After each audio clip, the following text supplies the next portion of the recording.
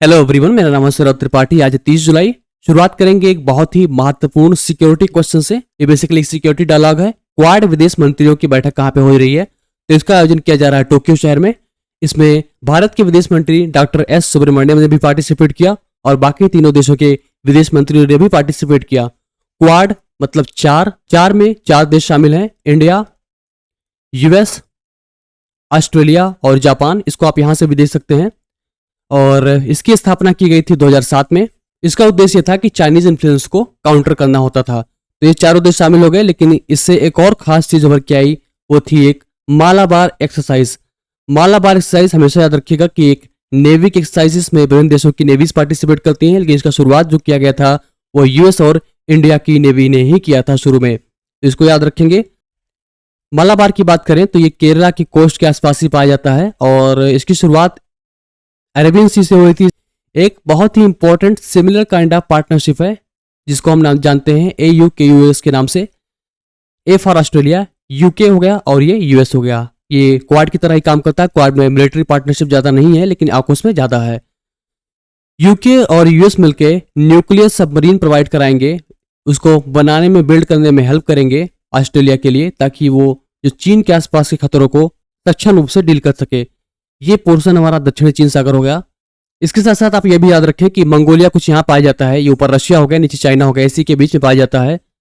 तो यहाँ पे एक एक्सरसाइज हो रही है, उसका नाम है खान क्वेस्ट। ये एक बहुराष्ट्रीय एक्सरसाइज है, मल्टी नेशनल एक्सरसाइज है। इसमें इंडिया की टीमें पार्टिसिपेट कर रही हैं और ये मंगोलिया की राजधानी है उलान बतार, वहां पे आयोजित की जा रही है। इसके साथ साथ ये याद रखें कि इंडिया और मंगोलिया के बीच में जो द्विपक्षीय एक्सरसाइज होती है, बायलैटरल एक्सरसाइज होती है, वो हाल ही में भी जुलाई में संपन्न हुई है। उसका नाम है नोमैडिक एलिफेंट। यूएस की बात करें तो यूएस का ये पोर्शन हो गया और ये पोर्शन इसका अलास्का हो गया। अलास्का में अभी एक एक्सरसाइज हुई थी, उसका नाम था रेड फ्लैग। इसमें भी विभिन्न देशों के एयरफोर्स ने पार्टिसिपेट किया था, तो इसको भी आप याद रखेंगे। तो कुछ ये रहे एक्सरसाइज के बारे में। अगर आपने वीडियो को प्लीज लाइक नहीं किया तो लाइक कर लें और चैनल को सब्सक्राइब कर लें। चलते हैं अगले क्वेश्चन की ओर। ये क्वेश्चन हमारा रिकॉल क्वेश्चन है। अगर आपको इसका उत्तर पता है तो कमेंट सेक्शन में लिखेंगे। उसके बाद हम अगले रेगुलर क्वेश्चन की तरफ आगे मूव करेंगे। E4 वॉल पहल किसके द्वारा शुरू की गई है? ये सारे ऑप्शन दिए गए हैं। कल के सेशन में इसको हम डीप में डिस्कशन करेंगे। चलते हैं अगले क्वेश्चन की ओर। अगला क्वेश्चन हमारा फैक्ट्रीज के बारे में है। सिडबी के CMD के रूप में किसे नियुक्त किया गया है? तो ये बने हैं मनोज मित्तल। और सिडबी का फुल फॉर्म होता है small industries development bank of India. Small industries development bank of India बना है सिडबी। सिडबी का जो मुख्यालय है वो है लखनऊ उत्तर प्रदेश में। और ये बेसिकली एक अपेक्स यानी कि शीर्ष रेगुलेटरी बॉडी है। फाइनेंसिंग भी बॉडी है, यानी फाइनेंस भी करती है प्रोजेक्ट्स को। और फाइनेंसिंग बेसिकली वो करती है इंडस्ट्रीज को। MSME स्पेस का ध्यान रहता है। माइक्रो स्मॉल मीडियम एंटरप्राइजेस, सूक्ष्म लघु और मध्यम उद्योग को समर्पित है और ये उन्हीं को फाइनेंसिंग प्रोवाइड करती है। सिडबी की स्थापना 1990 में की गई थी और इसको जो रेगुलेट करता है वो है रिजर्व बैंक ऑफ इंडिया यानी कि RBI।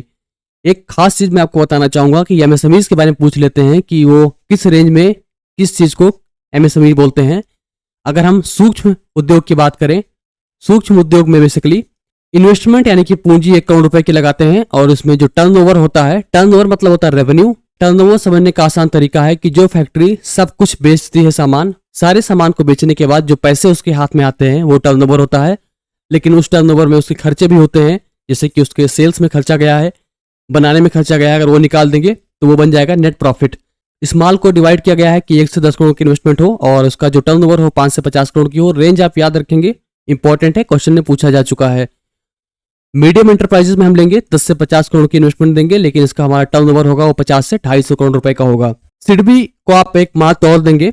All India financing institutes है।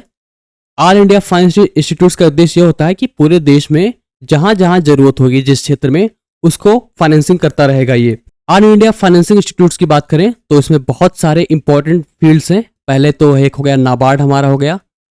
उसके बाद हो गया हमारा एग्जिम बैंक। आप इन सब चीजों को बेहतरीन तरीके से जान के रखें। ये सारे एग्जाम्स के हिस्से हैं, यहीं से करंट अफेयर घुमा फिरा के बनते हैं। तो अगर आप इन चीजों को नहीं जानते हैं तो समझने में थोड़ी सी परेशानी एग्जाम्स में हो सकती है। तो एक तो हो गया सिडबी, दूसरा हो गया नाबार्ड। सिडबी हमने पढ़ लिया कि ये इंडस्ट्रीज को फाइनेंसिंग करता है।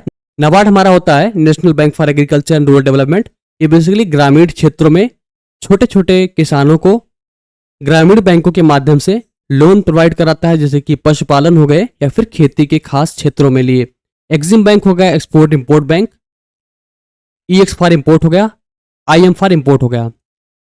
और इसका उद्देश्य जैसा कि नाम स्पष्ट है कि वो एक्सपोर्ट और इंपोर्ट को फाइनेंस करता है। NHB इंपॉर्टेंट है क्योंकि ये नेशनल हाउसिंग बैंक है, यह हाउसिंग के लिए लोन देता है। और एक है NAFID, इसका उद्देश्य है national bank for financing and infra development, infrastructure development के लिए लोन देता है। और इन सारे AIFI यानी कि ऑल इंडिया फाइनेंस इंस्टीट्यूट को जो मैनेज करता है वो मैनेज करता है भारतीय रिजर्व बैंक, इसको रेगुलेटरी बॉडी की तरह कार्य करता है। तो चलते हैं अपने हम नेक्स्ट क्वेश्चन की ओर। ओह, ये तो टाइगर आ गया। विश्व की पहली ब्लैक टाइगर सफारी कहाँ पे स्थापित की जाएगी? तो इसकी स्थापना की जाएगी उड़ीसा में। हम लोगों के शरीर में भी मेलानिन पाया जाता है, जो सूर्य की किरणों से प्रभावित होकर हमारे शरीर के रंग को थोड़ा सा काला कर देता है। इसको हम मेलानिस्टिक टाइगर सफारी भी कह सकते हैं। और इसकी स्थापना बेसिकली की जाएगी सिमीपाल टाइगर रिजर्व के पास में। और चलते हैं नेक्स्ट क्वेश्चन की ओर। अगला क्वेश्चन हमारा है मिसाइल के बारे में। मैको मिसाइल को कौन सा देश तैनात करेगा? बहुत ही इंपॉर्टेंट क्वेश्चन है। तो ये तैनात करेगा अमेरिका यानी कि यूनाइटेड स्टेट्स। सब सुपर और हाइपरसोनिक, सब सोनिक जो मिसाइल्स होती है उसकी स्पीड साउंड की स्पीड से कम होती है। सुपरसोनिक मिसाइल की स्पीड साउंड की स्पीड से ज्यादा होती है, जनरली 2 से 3 माक होती है। माक कुछ नहीं है बल्कि एक स्पीड ऑफ साउंड है, जो कि 343.2 मीटर पर सेकंड इसकी स्पीड होती है। अगर कोई चीज 343.2 मीटर पर सेकंड से ज्यादा होगी तो सुपरसोनिक होगी, उससे कम होगी तो सबसोनिक होगी। तो सुपरसोनिक मिसाइल में 2 से 3 माक जनरली होती है, यानी कि 1 से ज्यादा होती है। और हाइपरसोनिक में 5 माक से भी ज्यादा स्पीड होती है मिसाइल्स की। लेकिन इसका डेवलपमेंट अभी बहुत ही कुछ ही देशों ने कर पाया, उसके बारे में डिस्कस करेंगे। भारत की जो ब्रह्मोस है यानी कि ब्रह्मपुत्रा रिवर और रशिया की मोस्कवा रिवर से मिलकर बना है, ये इंडिया रशिया का जॉइंट वेंचर है। इसकी स्पीड 2 से 3 माक तक की स्पीड जाती है। उसकी जो रेंज है वो 290 किलोमीटर है। अगर हम पेलोड को कम कर देंगे यानी कि उसके भार को कम कर देंगे तो इसकी रेंज को 400 किलोमीटर तक को बढ़ाया जा सकता है। लेकिन हाइपरसोनिक की बात करें तो सारे देशों की जो मिसाइल स्टेज लगभग डेवलपमेंट में है।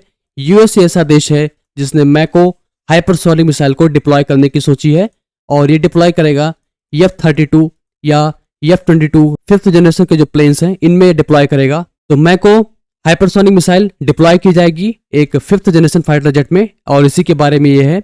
भारत भी हाइपरसोनिक मिसाइल्स को डेवलपमेंट करने के स्टेज में है। और सबसे पहले तो ऑब्वियस इसका आंसर होगा ब्रह्मोस। ब्रह्मोस 2 का जो डेवलपमेंट हो रहा है वो इंडिया और रशिया कर रहा है। ये भी हाइपरसोनिक मिसाइल होगी, 5 मार्क से ज्यादा इसकी स्पीड होगी। इसके बाद इंडिया ने खुद की एक टेक्नोलॉजी डेवलप की, उसका नाम है हाइपरसोनिक ग्लाइड व्हीकल। ये भी एक हाइपरसोनिक मिसाइल बनाएगी। और एक और टेस्टिंग हुई है, उसका जो नाम रखा गया है वो है HTDV hypersonic technology demonstrator vehicle. तो ये भारत की स्वदेशी तकनीक है। फाइटर जेट की बात करें तो 5th जनरेशन फाइटर जेट जो कि यूएस के पास ही है। और रशिया की बात करें तो सुखोई 57 है। ये क्वेश्चन यूपीएससी प्रीलिम्स में आ चुका है, इसको ध्यान देंगे, बिल्कुल ध्यान देंगे इसको। चाइना के पास है चेंगदू J20, J10 नहीं है, J20 है। निम्न कार्बन जिंक ब्रांड इकोजन किसके द्वारा लॉन्च किया गया है? नाम से स्पष्ट है, एक ऐसा जिंक ब्रांड है जो कम कार्बन से बनाया जाएगा। तो ये हुआ है HZL। HZL basically Hindustan zinc limited है, और इसके बारे में जानते हैं कि ये एशिया का पहला low carbon green zinc brand बन चुका है। डेवलप किया गया है हिंदुस्तान जिंक लिमिटेड द्वारा। ये वेदांता ओन्ड कंपनी है। अब कुछ कंफ्यूजन है जो मैं आपको दूर कर देता हूं। हिंदुस्तान जिंक लिमिटेड पहले थी सेंट्रल पब्लिक सेक्टर एंटरप्राइज, यानी कि पब्लिक सेक्टर अंडरटेकिंग, जो कि एक ही बात है, जैसे कि NTPC हो गई, IOCL हो गई। लेकिन बाद में इसको बेच दिया गया था। ये बेसिकली एक माइनिंग और एक्सट्रैक्शन कंपनी है, और इस प्रकार से इसने जिंक को जो बनाया तो वो रिन्यूएबल एनर्जी से बनाया था। और कार्बन फुटप्रिंट इसमें 75% कम था ग्लोबल एवरेज से। यानी कि इसके बाद चलते हैं हम क्वेश्चन को तेजी से कवर करेंगे, फास्ट कवर करेंगे, बिल्कुल आप रेडी हो जाइए। ई पहाड़ पोर्टल का उपयोग किसके लिए किया जाएगा? तो इसका उपयोग किया जाएगा गिफ्ट के ऑक्शनिंग के लिए। और बेसिकली इसका सही उद्देश्य यह है कि राष्ट्रपति भवन में जो राष्ट्रपति को जो गिफ्ट मिलते हैं उनकी ऑक्शनिंग की जाएगी। प्रथम महिला एशिया कप का खिताब किसने जीता है? बेसिकली क्रिकेट वर्ल्ड कप हुआ था, और इसमें पहली बार विमेन क्रिकेट टीम ने एशिया कप जीत लिया है, तो वो टीम बनी है श्रीलंका। और फाइनल में इसकी जो भिड़ंत हुई थी वो इंडिया से हुई थी, और इंडिया को इसने हरा के ये टाइटल जीत लिया है। इंडिया को 8 विकेट से हराया था। भारत तब तक 7 बार विमेन एशिया कप टाइटल जीत चुका था। यह 8वां था, लेकिन ये 8वें में इसको शिकस्त मिली, और श्रीलंका ने पहला maiden women Asia Cup cricket title जीत लिया है। सैडो, सोने की खान और शेरिन शहर, जिसे हाल ही में यूनेस्को द्वारा विश्व धरोहर समिति का दर्जा प्राप्त हुआ, कहाँ पे स्थित है? तो यह है जापान में है और जर्मनी में है। जापान में साडो गोल्ड माइन हो गई और जर्मनी में श्वेरिन सिटी हो गई। ये ऐतिहासिक शहर है, तो इन दोनों को शामिल कर लिया गया है। भारत का जो मोइदाम था अभी हाल ही में शामिल किया गया है। ये 43वीं वर्ल्ड हेरिटेज साइट है और 46वां वर्ल्ड हेरिटेज समिट जो हुई थी वो यूनेस्को की समिट हुई थी, वो दिल्ली में आयोजित की गई थी और भारतीय प्रधानमंत्री नरेंद्र मोदी ने $1 बिलियन यूनेस्को को डोनेट किया ताकि विश्व धरोहर समिट की सुरक्षा की जा सके पूरे विश्व में। तो भारत में जो मोइदाम है उसके आने से 43 साइट हो चुकी है। मोइदाम बेसिकली अहोम डायनेस्टी की एक बरियल का प्रगाह है। अहोम डायनेस्टी आसाम की एक डायनेस्टी है, इसको याद रखेंगे। तो इस प्रकार से जापान और जर्मनी के दोनों क्षेत्र शामिल किए गए हैं। किस शिक्षा बोर्ड ने सफल टेस्ट चक्र लॉन्च किया है? तो यह है central board of secondary education. इसने बेसिकली क्लास 5 से और 8 तक के बच्चों के लिए लॉन्च किया है। इसमें कोर कॉन्सेप्ट्स की टेस्टिंग की जाएगी और सफल का फुल फॉर्म है structured assessment for analysing learning.